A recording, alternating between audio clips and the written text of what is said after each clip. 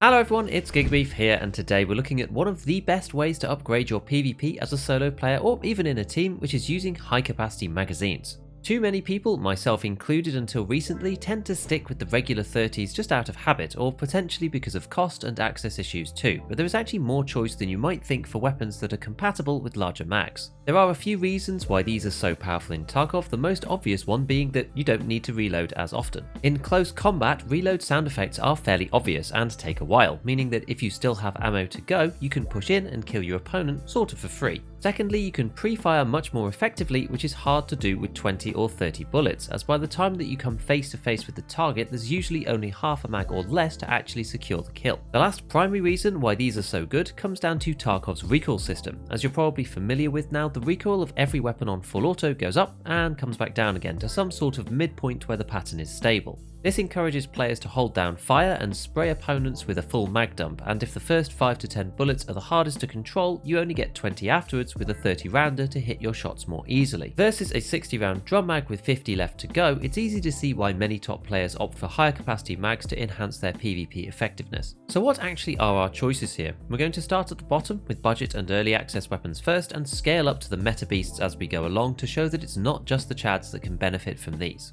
Now, I'm not sure if the first one really counts, but it's the 4th largest magazine in the whole game with 84 bullets, but unfortunately it's for the PM pistol. This costs about 30 to 40k on the flea market, but if you can find a Poxram, it's craftable in the level 1 workbench using mags available at level 1 traders. More of a meme than anything else, but still. Next we have the PPSH, which is one of my favourite early game weapons. Not only does it come with 35 rounders by default, which is one of the highest for basic traders, but the 71 round drum mag is also accessible on Prapor 1 at a very affordable 17k.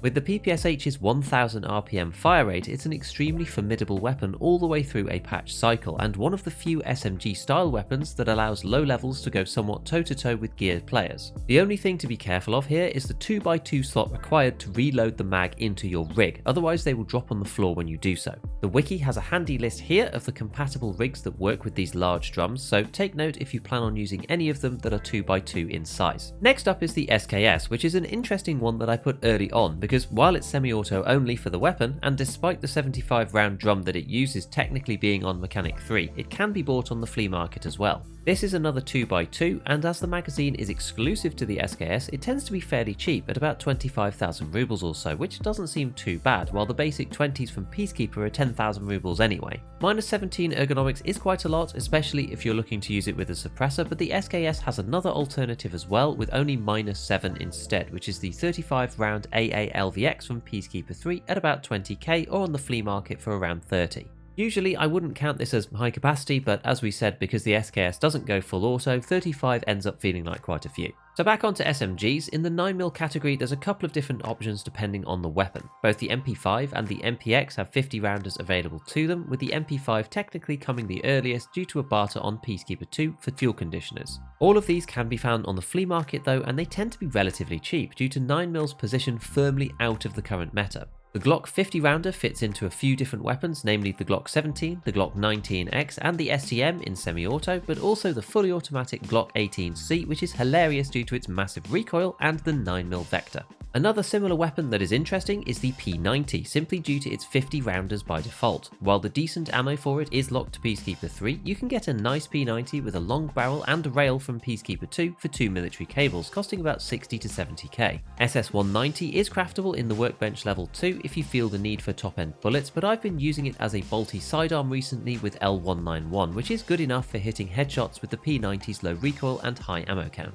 Now we're going to take a big step up to look at the 7.62x39 category, because despite these landing mostly on high level traders, scavs spawn with some of them fairly often, so you can grab them cheaply on the flea market. Prapor 3's Malot 75 round drum is often super cheap on the flea market, but it does cost you 26 ergonomics, which is why few players run these drums, as it tends to ruin weapon builds. The 73 round Pro Mag is a bit better at minus 18 ergo, but it isn't flea eligible unlike the 75 rounder, and although it is barterable at mechanic 2, it costs a bit too much at 6 T-plugs, but until Peacekeeper 4, it's unfortunately not purchasable any other way. The 50 round drum for this caliber tends to be the meta mag for 7.62 weapons, and it's the same with no flea listing and is only available on Mechanic 4 at what I would consider a fairly reasonable 33k, but interestingly it cannot go into the Mark 47 Mutant. This is one of the main reasons that I like the RD704 so much. With minus 15 ergo it's not bad for a drum, and the slow rate of fire means that you get a lot of mileage out of it. However, I have been using the 40 rounders as well recently for similar reasons. You do have to solve the 3x1 slot problem when using them, but at 600 RPM with the RD, 40 bullets is actually pretty decent. These only reduce ergonomics by 7 as well, so they are a great middle ground, and one random point to note is that although the Bakelite version is not particularly cool looking, it's a third lighter than the regular metal one.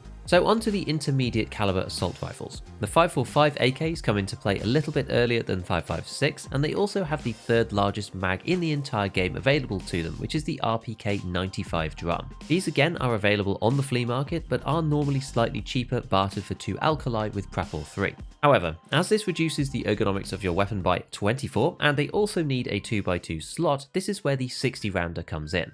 Although in massive demand early wipe due to quests, with 545 out of the meta, these can normally be picked up extremely cheaply on the flea, often for sub 20k, and they only give minus 16 ergonomics, which is a bit more manageable. There's a barter for 1 thermometer at Prapor 2 and Lavatory 2 as a craft as well if necessary, outside of the Prapor 4 direct purchase, just in case the flea isn't pricing favourably. 545's 3x1 mag is also slightly larger capacity at 45 rounds, which can be an option, only lowering ergo by 8 instead, but increasing your capacity by a decent 50%. Moving over to 556, these weapons have the joint largest mag in the entire game, the rarely used Surefire Mag 5 100. While they are available on Mechanic 4, you can buy these on the flea as well, although they are typically more expensive than you might imagine, as they're quite rare to find in raid. They're also used for gunsmith tasks, which helps push their price up a little bit, but with a minus 27 ergonomics, this tends to put off players from using them in actual weapons builds and is a bit overkill, so the 60 rounders are a lot more common. For these, there are 2 versions available: the cheaper Surefire Mag 560 on Peacekeeper 3 for 2 circuit boards and a Geiger counter, or the Magpul PMag D60 on Peacekeeper 4 after Wet Job 2 requiring a gas mask air filter and 2 green batteries. The PMag has a negative 16 ergo versus the Mag 5's 18, but it is important to note that reloading the PMag takes a lot longer due to its 60% load-unload speed modifier, as the Mag 5 only has plus 20% for this. As 2x1 slot magazines, both are excellent choices when paired with a weapon like the M4. Alternatively, there are 40 rounders for 556 as well on Peacekeeper 3 with only minus 7 ergo, which can work nicely if you want to keep your weapon snappy to ADS. This is certainly better than with the regular 30s, but it's important to bear in mind the fire rate of your weapon. The faster firing guns like the M4 won't feel as ample on ammo as the 545 or the 7.62 weapons with 600 or 650 RPM paired with 40 or 45 rounders. The one slight deviation here in 556 is the AUG, which has special 42 rounders as it can only use AUG specific mags, and these are also 3x1.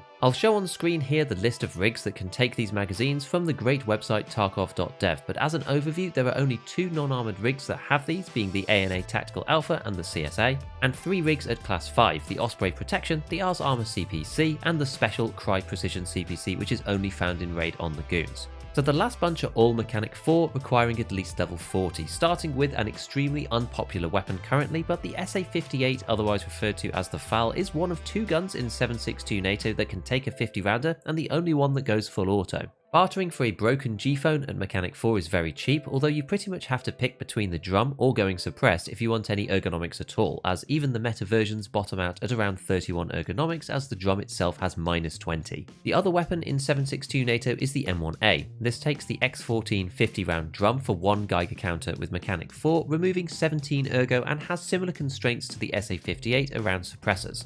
Fully loaded up, the M1A ends up over 7 kilograms in its meta configuration, which is even heavier than the SA-58. Outside of these, I do think that the MP7's 40 rounders for 14k for Mechanic 4 deserve a mention, because the MP7 is the only SMG-like weapon that scales into the endgame due to FMJ and APSX ammunition, and with 750 RPM, the gun absolutely shreds in PvP.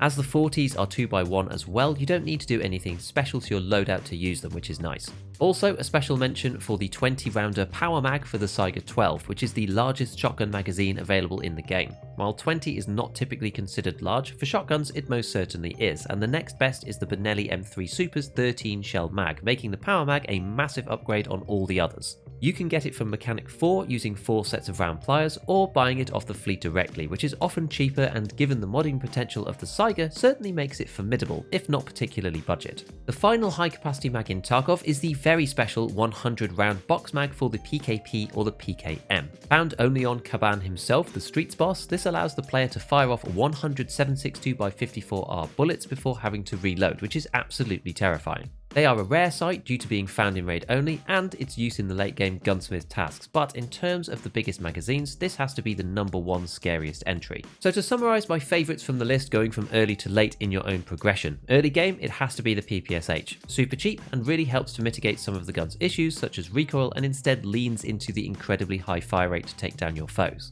Early mid game is the AK-60 rounder. After the initial rush in a wipe, these become relatively cheap and accessible on the flea market from level 15, and with good ammo available in raids such as PP, BP and BT, you can compete very strongly at an early stage of progression for a reasonable cost. In the actual mid-game is the P90. You kind of need to reach Peacekeeper 3 for L191, which isn't bad against class 4 at around 4 shots to kill, and with 50 rounders by default and low recoil, you get a lot of chances to headshot at the same time. Just beware of the high mag repacking time because this has a 75% debuff. It takes an eternity if you need to refill more than one magazine. Mid to late game are the 5.56, 40 and 60 rounders. At level 3 traders, you have the ability to make mostly decent weapons, which does allow you to offset some of the ergo downside to dramatically increase your firepower with these bigger magazines. Finally, in the late game, I love the 50 rounders in the RD704. With the RD's high base ergo, you can easily build it suppressed with the drum and have it handle very decently, which when combined with the slow rate of fire but punchy caliber makes for an impressive solo weapon against multiple PMCs. So finally, we'll have a look at 2 raids with high kill counts to showcase how useful these large mags can be in raid. Right, we're on the hunt for players today.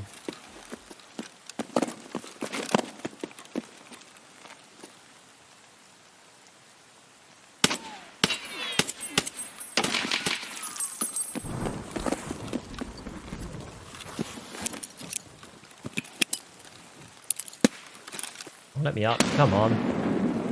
Oh, come on, Tarkov, please. You know what, let's not do the obvious thing. Oh dear, that's bad. No, it's alright.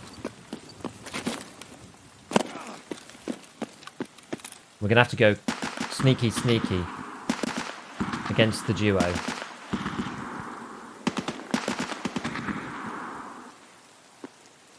Oh, somebody right here. He's behind this bush, but I can't see him.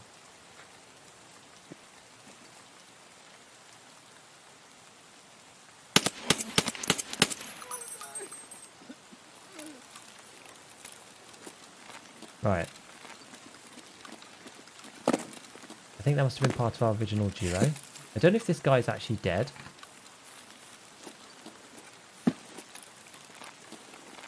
Don't actually know. Level 7, not a real rat? No, I know.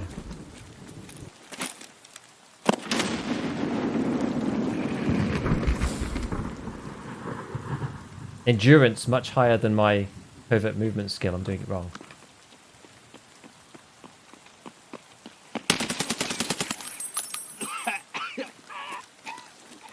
The frick?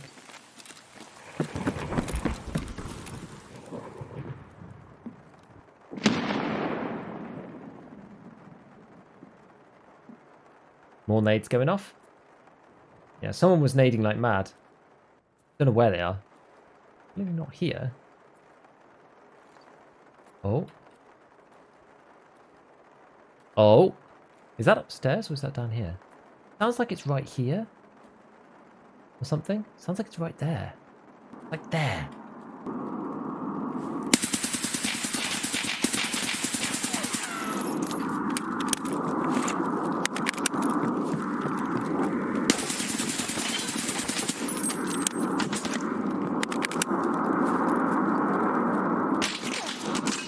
Okay, he's outside.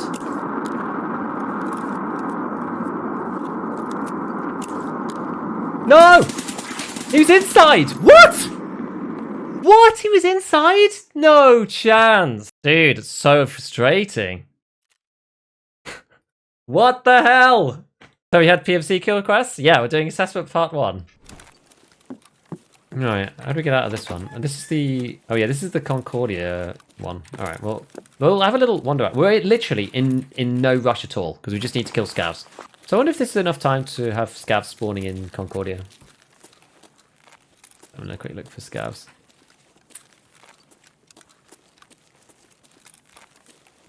I wonder where they all are. Like, this area is usually teeming with scavs.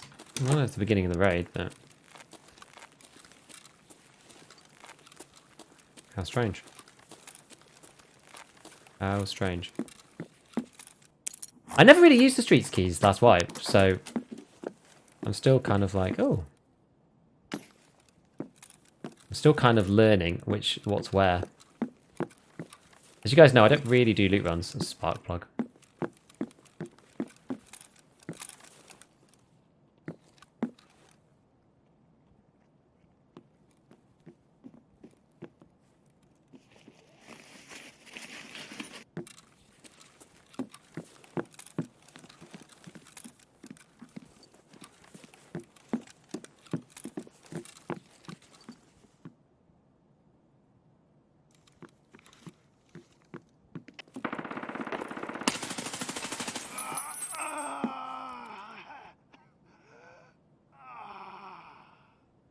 An actual PMC?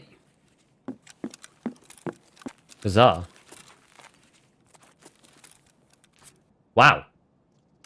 I kind of want to take it, but I'll come back and get this in a minute. I'm kind of nervous that there's another player around. We have become him. You'll drop a mag if you reload? True. We've got PP in this baby. In there. How much is this? It's worth reloading to? Less than half. I guess no then. Okay, we'll keep that out like that. We'll reload this guy. And then, we should probably just try to go. We ended up...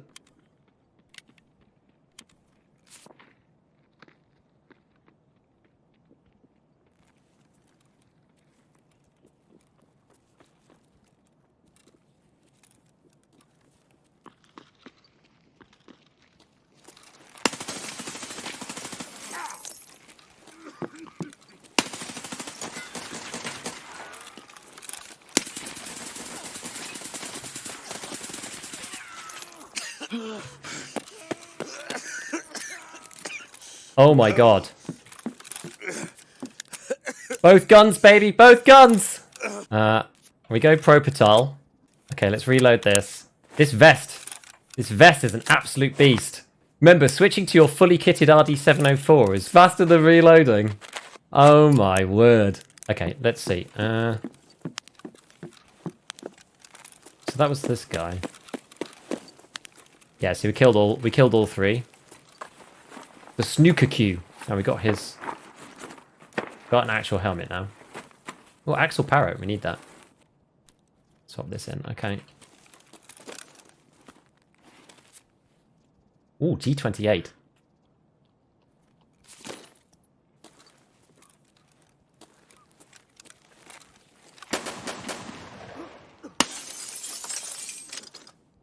What the hell am I witnessing here? This is absolutely outrageous. Stick that in there. Okay. Drop the magnet. Have a look what this guy's got. We'll take the XPS. Actually, we can stick that on the RD, the front. Maybe we'll go these because you can make those other ones. And I do need those to like keep on. I can't remember exactly how many I need. Right. Let's reload that with our one mag. We're going to mule up. We're going to check the guy outside. What's our extracts? I have Klimov Street, Damaged House, Sewer River. Oh, that's actually kind of a pain. Get to Damaged House. Damaged House is where we need to go. And we've got 21 minutes. Mule? Yeah, we're going to mule. Don't check poor Shotgun Man. We're going to check the Shotgun Man. Where is he? Oh, he's here. Who's this guy? Scav. Level 8. He's got a drum PPSH. I respect it. I think we're going to SJ6 as well. It's worth it on this raid. Car is like never going to be there, I don't think. At this time in the wipe. In the wipe. In the raid. It's very unlikely. Oh, it is here. No chance. Look at that. Crazy. Crazy.